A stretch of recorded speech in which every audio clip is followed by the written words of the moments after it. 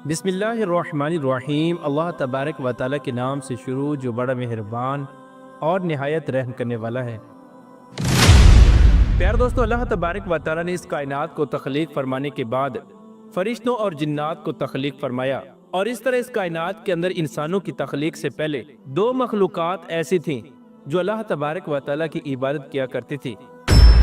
پھر اللہ تبارک و تعالیٰ نے اپنی سب سے پسندیدہ مخلوق کو پیدا فرمانا چاہا اور نسل انسانی کو منصب خلافت پر فائز فرمانا چاہا، تو اللہ تبارک و تعالیٰ نے اس کائنات کے سب سے پہلے انسان اور تمام انسانوں کے باپ حضرت آدم علیہ السلام کو تخلیق فرمایا۔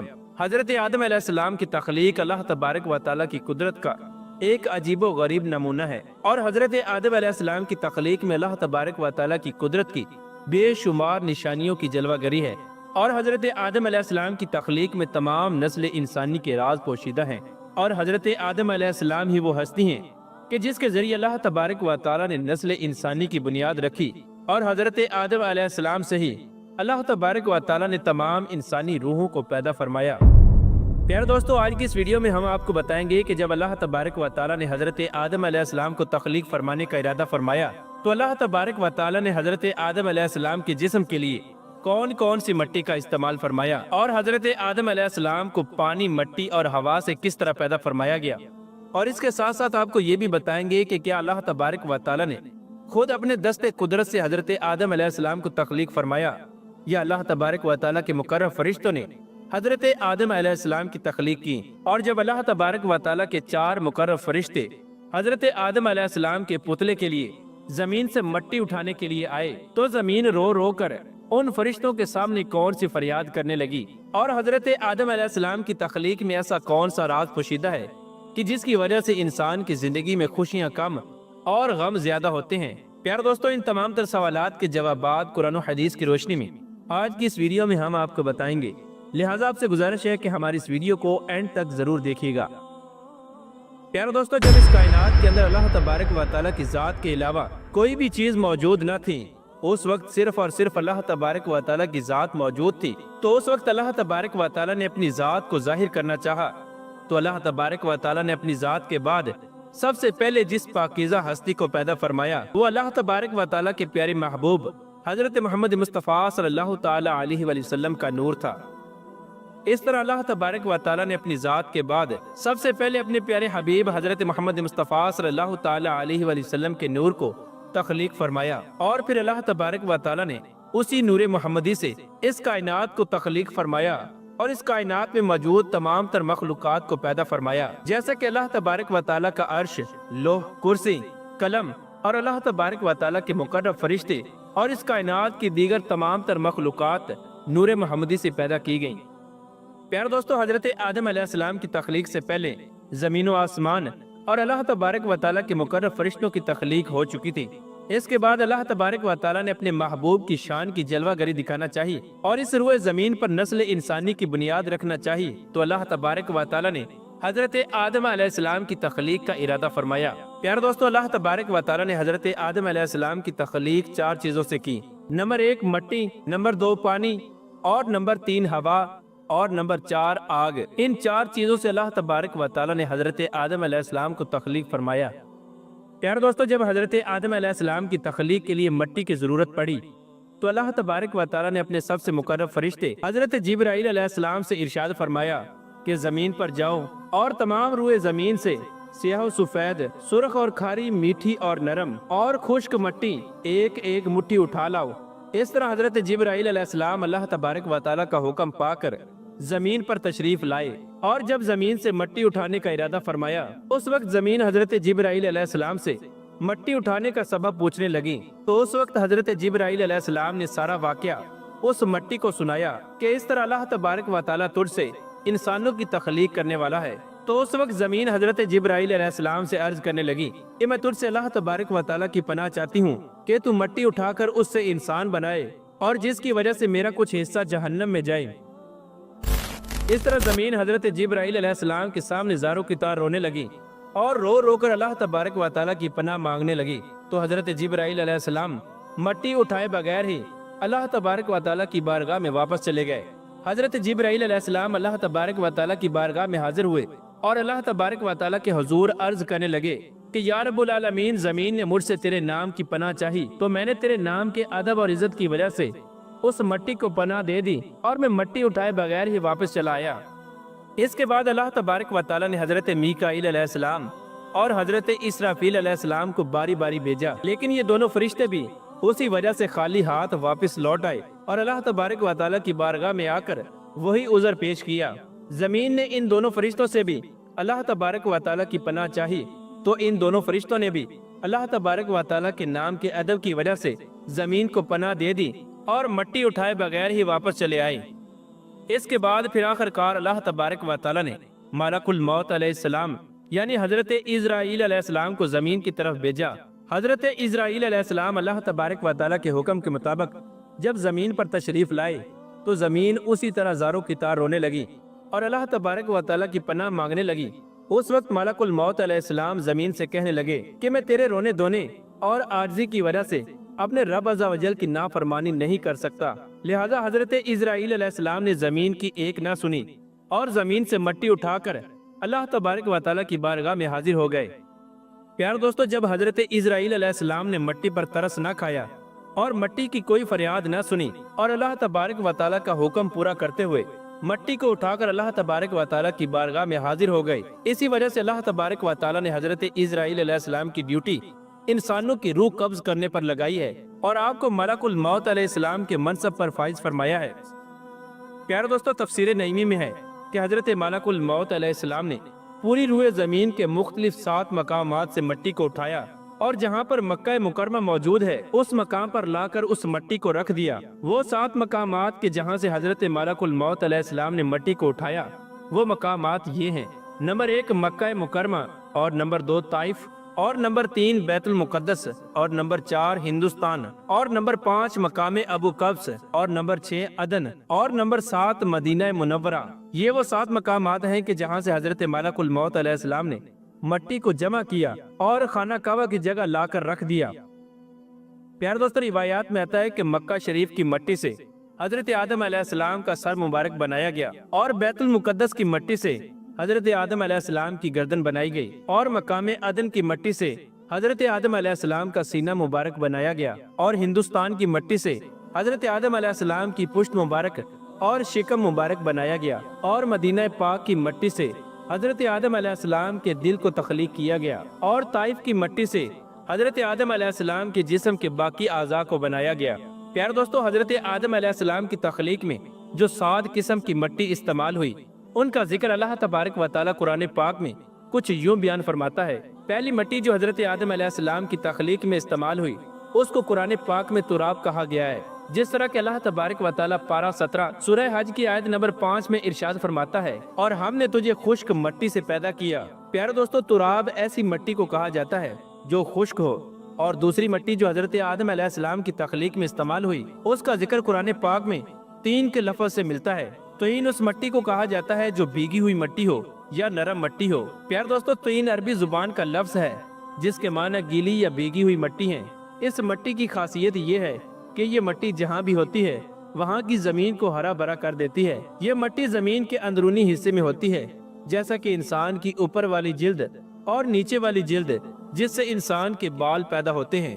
اور تیسری مٹی جو حضرت آدم علیہ السلام کی تخلیق میں استعمال ہوئی وہ حمائن ہے، جیسا کہ اللہ تبارک و تعالیٰ قرآن پاک کی سورہ حجر کی آیت نمبر 26 میں ارشاد فرماتا ہے، اور ہم نے انسان کو ایک بجتی ہوئی مٹی سے پیدا فرمایا جو اصل میں ایک سیاہ گارا تھی۔ اور چوتھی قسم کی وہ مٹی جو حضرت آدم علیہ السلام کی تخلیق میں استعمال ہوئی اس کو مسنون کہا جاتا ہے۔ پیارے دوستو، مسنون وہ گارا ہوتا ہے جو کئی دنوں سے پانی میں رہنے کی وجہ سے سیاہ اور بدبودار ہو چکا ہو۔ پانچویں قسم کی مٹی جو حضرت آدم علیہ السلام کی تخلیق میں استعمال ہوئی وہ طین العذب ہے۔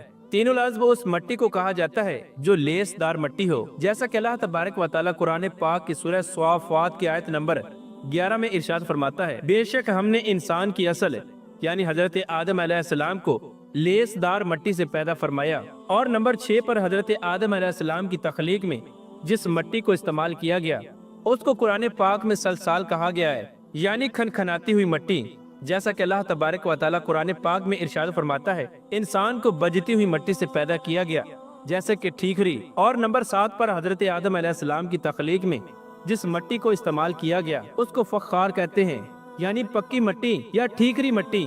प्यारे दोस्तों, इस तरह पूरी रूए जमीन से मुख्तलिफ रंगों की और मुख्तलिफ किस्म की मट्टी को जमा किया गया और फिर उससे हजरत आदम अलैहिस्सलाम को तख्लीक फरमाया गया। क्योंकि हजरत आदम अलैहिस्सलाम की तख्लीक में मुख्तलिफ किस्म के रंगों की मट्टी को इस्तेमाल किया गया, इसी वजह से हजरत आदम अलैहिस्सलाम की औलाद में भी मुख्तलिफ रंगों के लोग मौजूद हैं।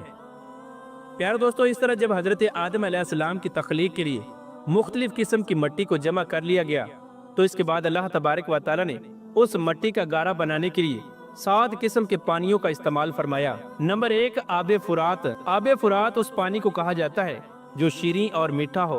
और नंबर 2, आबे उजाज।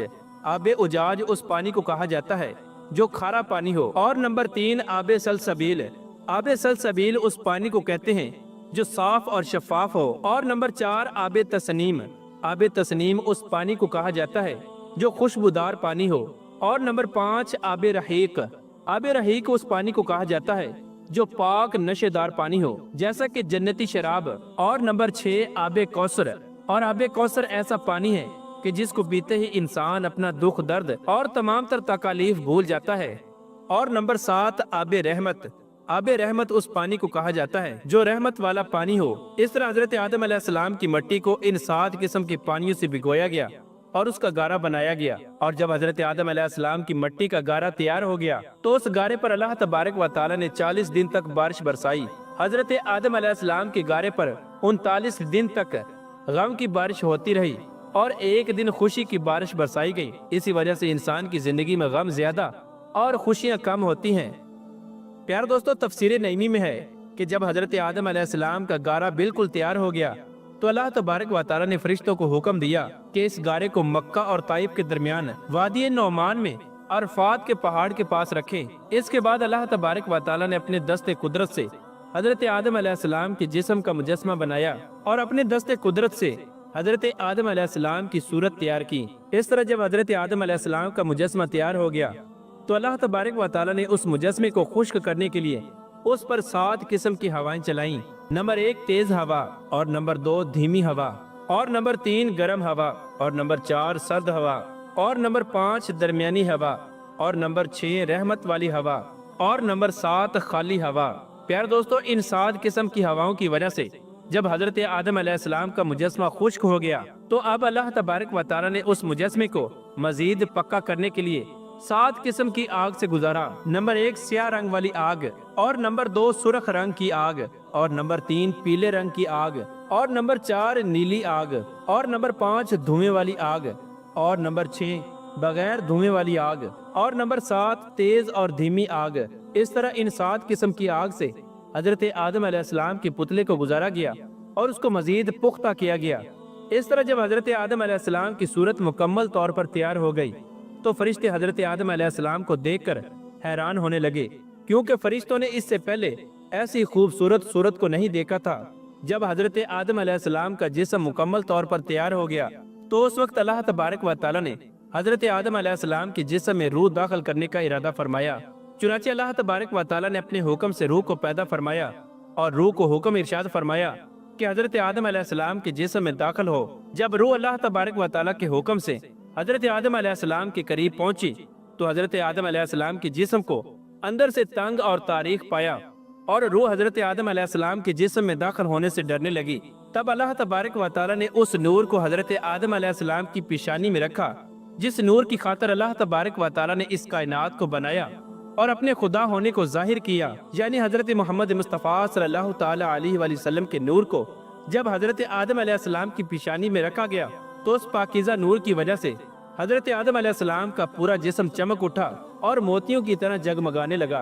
प्यारे दोस्तों, जब नूर मोहम्मदी हजरत आदम अलैहिस्सलाम की पेशानी में रखा गया तो उस वक्त वो रूह जो हजरत आदम अलैहिस्सलाम के जिस्म में दाखिल होने से डर रही थी वो खुशी खुशी हजरत आदम अलैहिस्सलाम के जिस्म में दाखिल हो गई, जैसा कि अल्लाह तबारक व तआला सूरह हजर की आयत नंबर 29 में इरशाद फरमाता है, और जब मैं उसे मुकम्मल कर लूं और अपनी तरफ से खास और मुअज़्ज़ज़ रूह को फूंक दूं तुम सब उसके लिए सजदे में गिर जाना। प्यारे दोस्तों, रूह जब हजरत आदम अलैहिस्सलाम के जिस्म में दाखिल होने लगी और रूह अभी सर में पहुंची थी कि हजरत आदम अलैहिस्सलाम को छींक आई, उस वक्त आपकी जुबान मुबारक से निकला अल्हम्दुलिल्लाह। इस पर अल्लाह तबारक व तआला ने इरशाद फरमाया यरहमुकल्लाह, اور حضرت آدم علیہ السلام اور اللہ تبارک و تعالیٰ کی یہی سنت آج بھی اسلام کے اندر زندہ ہے۔ جب روح حضرت آدم علیہ السلام کی کمر تک پہنچی تو حضرت آدم علیہ السلام نے اٹھنا چاہا مگر گر پڑے، کیونکہ روح ابھی حضرت آدم علیہ السلام کے نیچے والے حصے میں نہیں پہنچی تھی۔ اس پر اللہ تبارک و تعالیٰ نے ارشاد فرمایا کہ بے شک انسان جلد باز پیدا کیا گیا۔